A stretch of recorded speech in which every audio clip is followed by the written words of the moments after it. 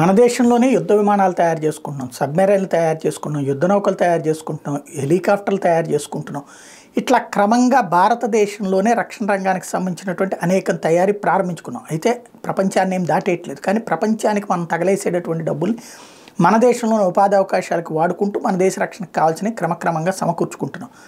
అయితే ఇందులో ప్రధానమైనటువంటి అంశం ఏంటి అంటే యుద్ధ విమానాలు. 1985 తర్వాత మన దగ్గర విమానాలు కొత్తవి లేవు. అంతకుముందు ఉన్నటువంటి మిగ్ సుకోయిలు మాత్రమే ఉన్నాయి. అవి కూడా ఫెయిల్యూర్డ్ వెర్షన్, ఇప్పుడు లేటెస్ట్ అప్డేటెడ్ లేదు. వాటిట్లో కొన్ని మార్పు చేర్పులు చేసి అప్పటికప్పుడు అప్డేటెడ్ అని మళ్ళీ దానికి వేల కోట్ల రూపాయలు తినేస్తుంది రష్యా.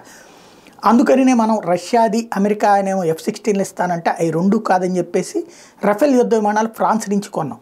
దాని మీద మండిపడ్డటువంటి అమెరికా రష్యా మన మీద ఒత్తిడి తెచ్చినా మనమేమీ వెనక్కి తగ్గలేదు. తాజాగా చూస్తే ఇప్పుడు రష్యా ఇక బెదిరించడం మానేసేసి కొత్త కాన్సెప్ట్ తీసుకొచ్చింది. సుకోయ్ 75 ఇప్పుడు అల్ట్రా మోడర్న్, అంటే F-35 కంటే పవర్ఫుల్ అని చెప్తోంది రష్యా.